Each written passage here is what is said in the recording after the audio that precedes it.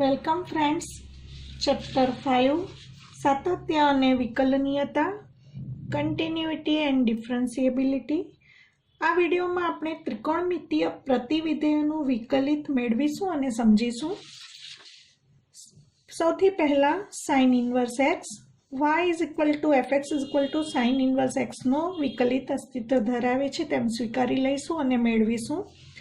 તો એને માટે ધારી લઈશું y is equal to fx is equal to sine inverse x. આના ઉપરથી x is equal to sine y મળશે આપણને. હવે બંને બાજુ x સાપેક્ષ વિકલન કરીશું. d બાય dx ઓફ ડાબી બાજુ x equal to d by dx of જમણી બાજુ સાઇન y. હવે xનો xને સાપેક્ષ વિકલિત 1 છે.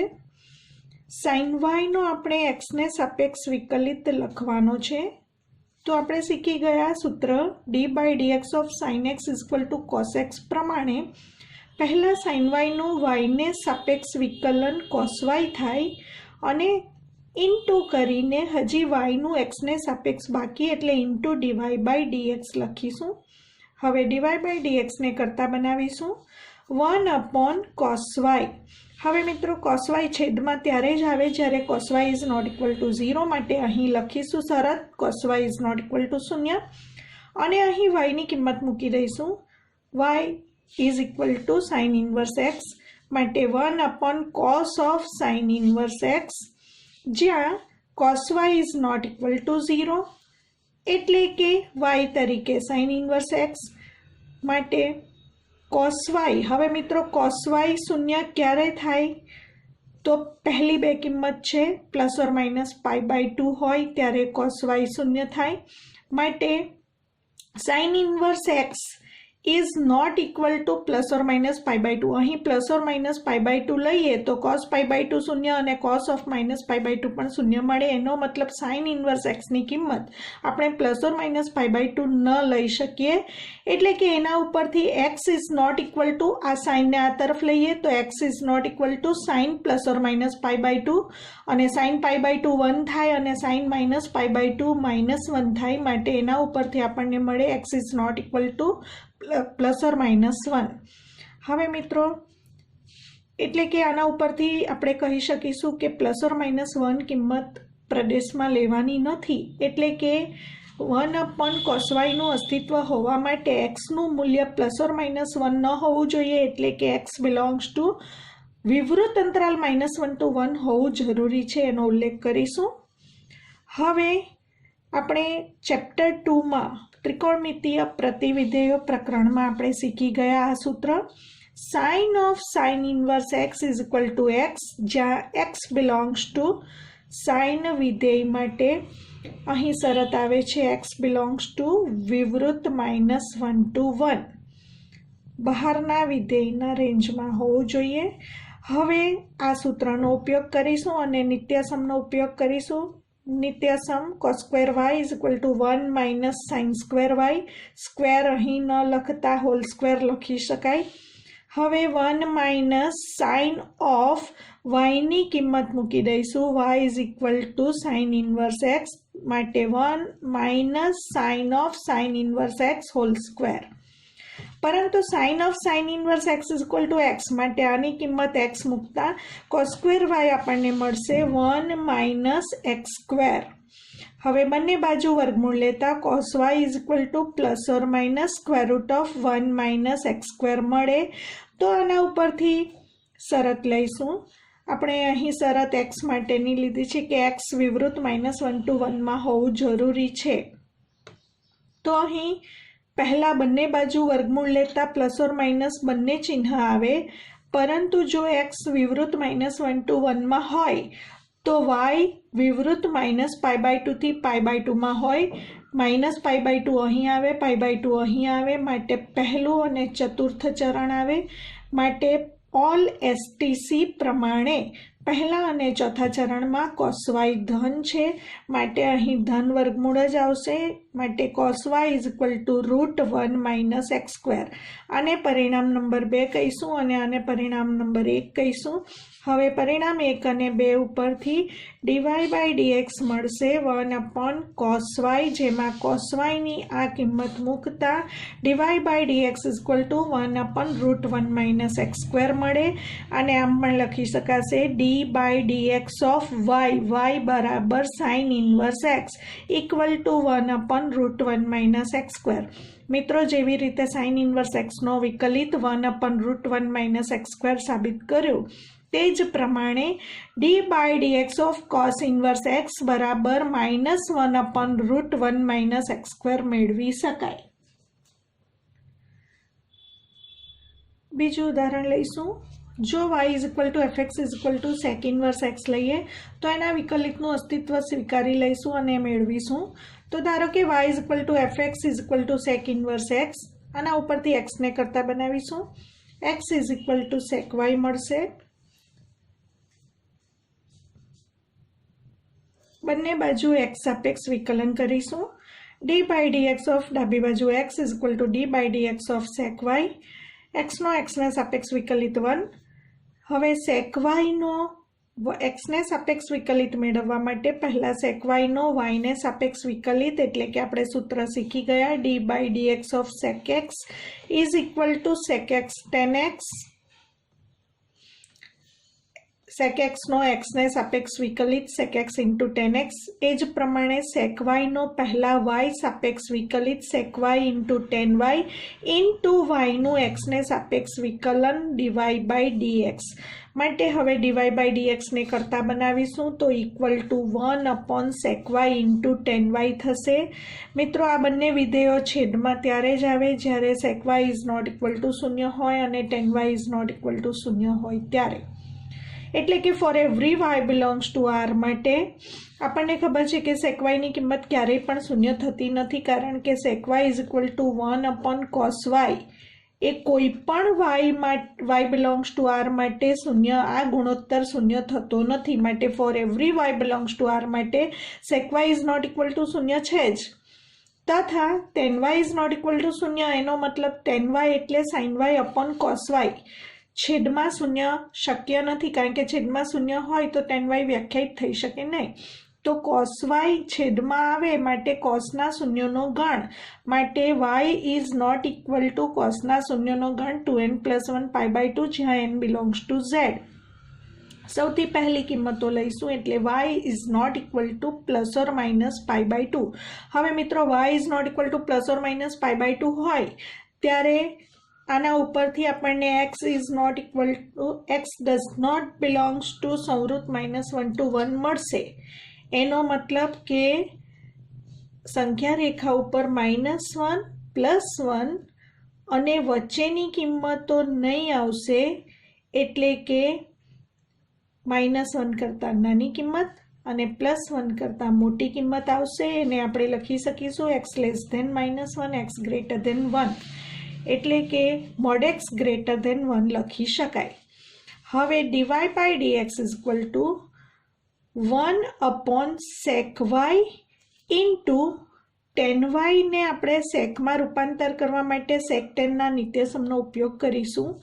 sec² y - tan² y is equal to 1 માંથી tan y ને કરતા બનાવીશું. tan y ને આ બાજુ લઈ જઈશું તો tan² y is equal two sec² y -1. હવે વર્ગમૂળ લઈશું તો tan y is equal to ± sec² y -1. માટે dy/dx is equal to 1/± sec y, પરંતુ sec y is equal to x, માટે ± x² sec y ની કિંમત x મૂકતા √x² -1. માટે dy/dx is equal to 1/± x ને આપણે mod x લખીશું. માટે 1/mod x √x² -1 મળે. એટલે કે d/dx ઓફ y ની કિંમત મૂકતા sec inverse x is equal two 1/mod x √x² -1, જ્યાં શરત આવશે mod x greater than 1. જેવી રીતે સેક ઇન્વર્સ એક્સનો વિકલિત મેળવ્યો તે જ પ્રમાણે સાબિત કરી શકાય કે d by d x of cosec inverse x is equal to -1 upon mod x into root x square -1, જ્યાં શરત આ જ રહેશે, mod x is greater than 1. હવે મિત્રો ટેન ઇન્વર્સ એક્સનો વિકલિતનું અસ્તિત્વ સ્વીકારી લઈને મેળવીશું. ધારી લઈશું fx is equal two y is equal two tan inverse x, એના ઉપરથી એક્સને કરતા બનાવીશું, x is equal two 10y મળશે. બંને બાજુ એક્સ સાપેક્ષ વિકલન કરતા d by d x of x is equal to d by d x of 10y. એક્સનો એક્સને સાપેક્ષ વિકલિત 1. હવે 10yનું એક્સને સાપેક્ષ વિકલન કરતા પહેલા આપણે સૂત્ર શીખી ગયા, d by d x of 10x is equal to sec square x. 10x નો x સાપેક્ષ વિકલિત sec સ્ક્વેર x, તેવી રીતે 10y નું y સાપેક્ષ વિકલન sec square y into y નું x સાપેક્ષ વિકલન dy બાય dx. હવે dy બાય dx ને કરતા બનાવીશું, sec સ્ક્વેર y છેદમાં આવશે 1 upon sec square y, dy by dx is equal to 1 upon આપણી પાસે x બરાબર 10y કિંમત હોવાને કારણે sec સ્ક્વેર y ને નિત્યસમની મદદથી 1 પ્લસ 10 સ્ક્વેર y લખીને હવે 10y ની કિંમત આપણે x મૂકીશું, આપણને મળશે dy by dx is equal to 1 upon 1 plus 10 of 10y ની સીધી કિંમત x પણ મૂકી શકાય, અથવા 10 of 10 inverse x whole square લખ્યા પછી x લખો તો પણ ચાલે. માટે dy by dx is equal to 1 upon 1 plus x square, જ્યાં x બિલોંગ્સ ટુ r, કારણ કે 10 વિધેયનો વિસ્તાર r છે. તો જે પ્રમાણે આપણે d by dx of 10 inverse x is equal to 1 upon 1 plus x square મેળવ્યું, તે જ પ્રમાણે સાબિત કરી શકાય કે d by dx of cot inverse x is equal to -1 upon 1 plus x square, જ્યાં x બિલોંગ્સ ટુ r. તો મિત્રો આપણે 6 ત્રિકોણમિતીય પ્રતિવિધેયોના વિકલિતો મેળવ્યા. યાદ કરી લઈશું, બે સૂત્રો પેરમાં યાદ રાખીએ તો સરળતાથી યાદ રહે. d by dx of sine inverse x આપણે મેળવ્યું 1 upon root 1 minus x square. બીજું મેળવ્યું d by dx of cos inverse x, તેની રીતે જ સાબિત કરી શકાય, -1 upon root 1 minus x square.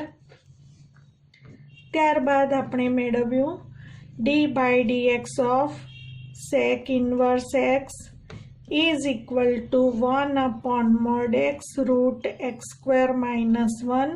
તે જ પ્રમાણે સાબિત કરી શકાય, d by dx of cosec inverse x is equal to -1 upon mod x root x square minus 1.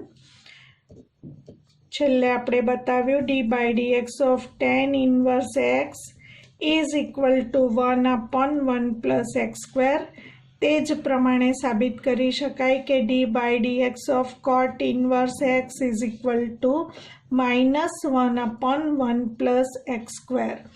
આ બંને સૂત્રોમાં પહેલા અને બીજા સૂત્રોમાં આપણે શરત લીધી x belongs to વિવૃત -1 to 1, એને આપણે બીજી રીતે mod x less than 1 પણ લખી શકીએ. ત્રીજા અને ચોથા સૂત્રમાં આપણે શરત લીધી mod x greater than 1, એનો મતલબ થાય x less than -1 તથા x greater than 1. આ બંનેમાં શરત આવશે x belongs to r. હવે આપણે જોઈશું પ્રતિવિધેયના વિકલિતનો નિયમ. f વિધેય વિવૃત અંતરાલ ab થી વિવૃત અંતરાલ cd પરનું જો એકક અને વ્યાપ્ત વિધેય હોય તો f ઇન્વર્સનું અસ્તિત્વ છે, તથા f ઇન્વર્સ માટે પ્રદેશ અને સપ્રદેશ ઉલટ થતા cd to ab મળશે, અને y is equal to fx હોય તો આ નિયમ આપણે બતાવીશું. f inverse x whole dash is equal to 1 upon f dash of f inverse x. હવે આ નિયમમાં જો y બરાબર fx હોય તો x બરાબર g of y is equal to, કારણ કે f નું પ્રતિવિધેય g છે, f inverse is equal to g લઈશું, માટે f inverse y is equal to g of y લેતા dy by dx is equal to, આનું બંને બાજુ વિકલન કરતા dy by dx is equal to f dash x is equal to 1/g dash y, એટલે કે 1/dx બાય ડીવાય લખી શકાય. એના પરથી આ જ નિયમનું બીજું સ્વરૂપ મળશે, d y by dx is equal to 1/dx by DY. તો આપણે પ્રતિવિધેયના વિકલિતનો નિયમ બે રીતે યાદ રાખી શકીશું. પ્રથમ એફ એ બીથી સીડી પરનું એકક અને વ્યાપ્ત વિધેય હોય તો f inverse from c d to a b મળે, તથા f inverse x whole dash is equal to 1/f dash of f inverse x, અથવા બીજી રીતે કહીએ તો dy by dx is equal to 1/dx by DY. તો મિત્રો હવે પ્રતિવિધેયના વિકલિતોનો ઉપયોગ કરીને આ 6 ફોર્મ્યુલા અને આ નિયમનો ઉપયોગ કરીને આપણે સ્વાધ્યાય 5.3ના 9થી દાખલા આગળ જોઈશું.